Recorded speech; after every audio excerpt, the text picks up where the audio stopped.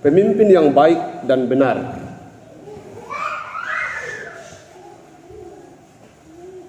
Pemimpin yang baik dan benar. Beberapa hari yang lalu saya melihat di sebuah TikTok ada perempuan cantik yang menjelaskan kepada orang tentang kriteria calon suami idamannya. Banyak, ada 16. Kaya, ganteng, penyayang, tidak merokok, tidak minum. Begitu banyak, pokoknya semua 16. Lalu tiba muncul laki-laki dengan wajah yang tidak terlalu ganteng. Dia bilang ke-17-nya adalah berjalan di atas air, merubah air jadi anggur, dapat membangkitkan orang mati, dan mati pada hari ketiga lalu bangkit naik ke surga. Itu katanya, kalau mau cari pria ideal ya hanya Tuhan Yesus. Kalau mau cari jangan tersinggung ini tidak ada hubungannya dengan itu, karena ini berhubungan dengan pemimpin yang baik dan benar. Begitu banyak kriteria yang ditampilkan perempuan itu, tapi saya juga tidak tahu apakah perempuan itu sekarang sudah menikah atau belum. Tapi laki-laki yang tadi katakan ya, itu tinggal Yesus yang menyamai kriteria itu. Kamu hanya mungkin dapat laki-laki seperti Yesus. Pemimpin yang baik dan benar, itu cerita awal. Jadi dalam bacaan kita ini ada dua agenda. Pertama, di sebelah sana Yesaya sedang berjuang untuk pembebasan bangsa Israel secara teritorial, secara kekuasaan kerajaan atau wilayah. Di sisi yang lain, Mika sedang berjuang membebaskan bangsa itu dari penyembahan terhadap ilah lain atau Allah yang lain. Makanya kayaknya kalau kita membaca ini ada dua bagian itu. Jadi Mika berbicara tentang kerohanian yang buruk, sedangkan Yesaya berbicara tentang penjajahan bangsa itu sebagai umat pilihan yang tertindas di tengah pembuangan. Pemimpin yang baik dan benar. Saya dahului dengan sebuah ilustrasi pertama dan sekarang yang kedua. Saya pernah membaca sebuah cerita. Ada seorang panglima yang luar biasa hebatnya. Saking hebatnya hampir seluruh peperangan yang pernah dia pimpin dimenangkan dengan sangat baik. Lalu satu hari dia sementara ada di peperangan yang sangat besar, dan nampaknya peperangan itu akan dimenangkan lagi. Tiba-tiba raja sahabatnya mengirim surat kepadanya dengan isi, hari ini saudara dipecat menjadi panglima dan segera menghadap ke kerajaan. Dia sangat kecewa dan pulang ke istana dengan berpikir, apa yang sudah saya lakukan? Kesalahan apa sehingga raja sahabat saya memecat saya menjadi panglima? Padahal tinggal berapa langkah lagi peperangan ini akan berakhir dan kita akan menangkan. Begitu banyak hal yang ada dalam pikirannya ketika dia meninggalkan peperangan itu lalu menuju ke istana. Setiba di istana rasa jengkelnya mulai muncul dan berpikir, raja ini tidak bijaksana. Betapa besar kerugian kita kalau kita sampai kalah di peperangan ini. Tetapi sebagai seorang panglima, dengan tegar dia menghadap, lalu mempertanyakan hal itu. Tapi sebelum dia bertanya, raja sudah lebih dulu menyampaikan bahwa terima kasih engkau sudah datang dan sudah menerima surat pemberhentian untuk menjadi jenderal atau panglima. Dia bilang, saya siap diberhentikan. Satu pertanyaan saya, kenapa saya harus diberhentikan? Apa kesalahan saya? Dia katakan begini, saudaraku, camkan ini. Hampir di seluruh negeri ini sedang menceritakan bahwa engkau adalah panglima yang tiada tandingnya. Saya tahu kamu sangat kecewa dengan keputusan saya ambil hari ini. Tapi percayalah bahwa saya menginginkan agar semua orang berakhir menceritakan kehebatanmu hari ini. Dan tidak akan ada cerita lagi berikutnya bahwa dia gagal memenangkan satu peperangan apapun.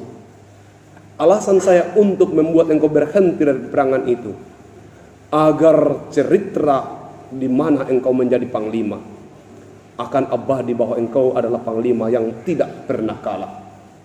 Engkau akan dicerita oleh negara ini, tertulis dalam kerajaan ini sebagai panglima terhebat sepanjang sejarah. Kamu harus tahu bahwa sekuat apapun kamu, sehebat apapun kamu, tidak ada manusia yang sempurna. Untuk itu, kamu sekarang berhenti menjadi panglima. Tapi apakah saya masih diizinkan untuk berperang? Berperanglah sebagai seorang prajurit. Panglima itu mengerti, lalu kembali ke medan perang dan berperang kembali. Tapi dia bukan lagi pemimpin, dia menjadi prajurit. Orang di peperangan bertanya, kenapa engkau kembali dan menjadi prajurit? Dia berkata begini, tugas saya bukan memimpin, tapi tugas saya adalah membela negara ini, membela kerajaan ini. Apapun tanggung jawab diberikan kepada saya, maka itu yang saya akan lakukan. Jemaat yang dikasihi Tuhan, pemimpin yang baik dan benar. Apakah kita masih menjumpai pemimpin seperti ini di negara kita? Apakah masih kita melihat pemimpin begini di dalam lingkungan di mana kita berada? Tidakkah kita melihat bahwa mereka begitu serakah? Kekuasaan sudah lama diperpanjang dengan berbagai cara. Walaupun sebenarnya harapan-harapan orang yang dipimpin tidak seperti yang diharapkan. Mika ini berbicara besar tentang kehidupan yang bobrok, kehidupan yang gagal. Kerajaan ada, kekuasaan ada, tetapi hubungan dengan Tuhan rusak. Semua dimanipulasi, semua digiring, dibenarkan walaupun sebenarnya tidak sesuai dengan firman Tuhan. Pemimpin sekarang berbeda. Marah kalau tidak dipilih. Tapi kalau dipilih, dia lupa terhadap yang memilihnya. Pemimpin sekarang berbeda.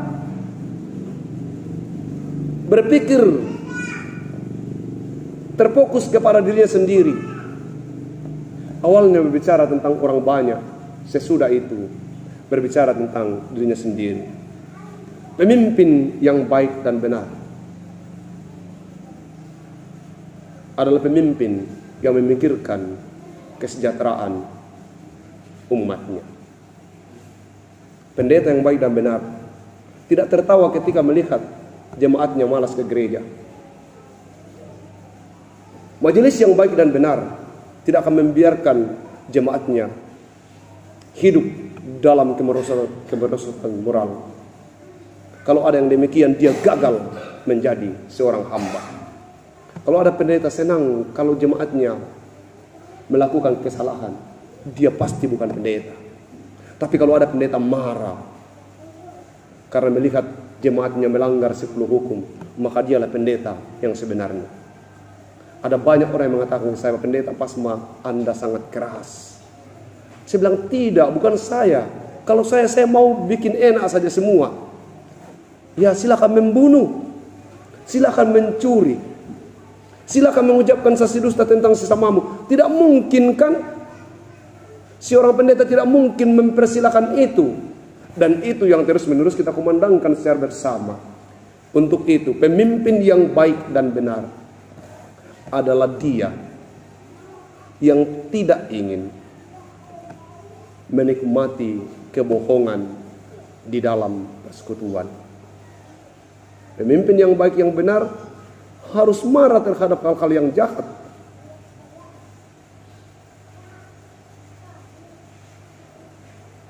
Seorang dosen dari Staken menulis di dalam YouTube saya dengan tulisan begini, terlalu keras, pedis dan menyengat. Saya bilang, Yohanes pada zamannya berteriak lebih pedis dari itu, lebih sadis dan lebih menyakitkan. Dia berkata, hai kau keturunan ular beludak, siapa yang akan mengatakan kau dapat lolos dari hukuman ini? Tapi yang terjadi apa? Yang terjadi adalah orang berbondong-bondong datang untuk dibaptis. Suara kenabian. Bahkan akhirnya Yesus pun datang ke sana. Tapi dia menulis lagi di kolom berikutnya.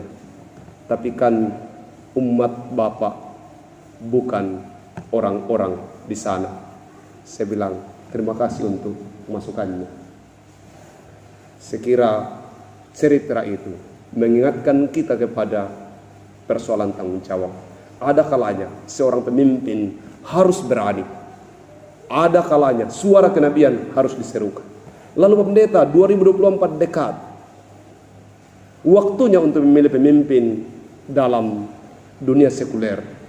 Apa yang harus kita buat? Gereja tidak pernah mengekang kebebasan umat untuk memilih. Tanggung jawab gereja adalah memberi pendidikan politik. Pilih yang takut akan Tuhan.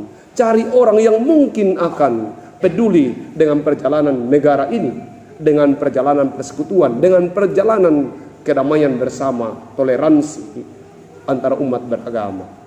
Tidak menunjuk siapa, tetapi mendidik agar kita memilih orang-orang yang takut akan Tuhan, atau yang mungkin akan peduli dengan kehidupan damai sebagai umat beragama yang berbeda-beda agamanya, berbeda-beda sukunya. Hari ini juga akan ada baptisan. Semua orang adalah pemimpin jika dia diberi hati dan tanggung jawab sebagai seorang pemimpin. Karena paling tidak semua orang kelak akan memimpin dirinya sendiri, memimpin keluarganya. Sekiranya firman Tuhan yang memampukan kita, mengajari kita, kalau kita ada pada posisi pemimpin, jadilah bijaksana. Belajarlah pada panglima tadi. Kita harus mengakhiri kepemimpinan kita sebagai pemimpin terhebat. Saya selalu bilang, saya tidak mau 2 periode di suatu jemaat, tapi realitas berbicara lain. Kenapa tidak mau?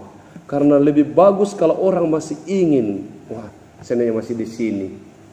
Tapi kena ko minta no ko dalam bahasa Toraja, male ko duka tanggu kula daah torrokola mesara saraiko. Pergi ko itu tidak, saya bilang jangan, tinggal ko, kamu tinggal merepotkan orang. Sudah tidak ada arti itu kalau begitu. Apapun itu, di sekolah, di kantor, dimanapun kita bekerja, kita harus mengambil posisi yang terbaik. Sehingga ketika kita pergi, ketika kita mengakhiri kepemimpinan kita di gereja atau dimanapun, orang akan menceritakan, wah, Roda, luar biasa waktu dia. Tapi kalau dia bilang, syukur mi itu, apa? Bukan media. Seandainya dia, aduh. Pemimpin yang baik dan benar, dia akan dirindukan sesudah dia mengakhiri pekerjaan atau tugasnya. Pemimpin yang baik dan benar akan dirindukan sesudah dia mengakhiri tugas atau pekerjaannya. Mari menjadi pemimpin yang baik dan benar, paling tidak untuk diri sendiri. Amin.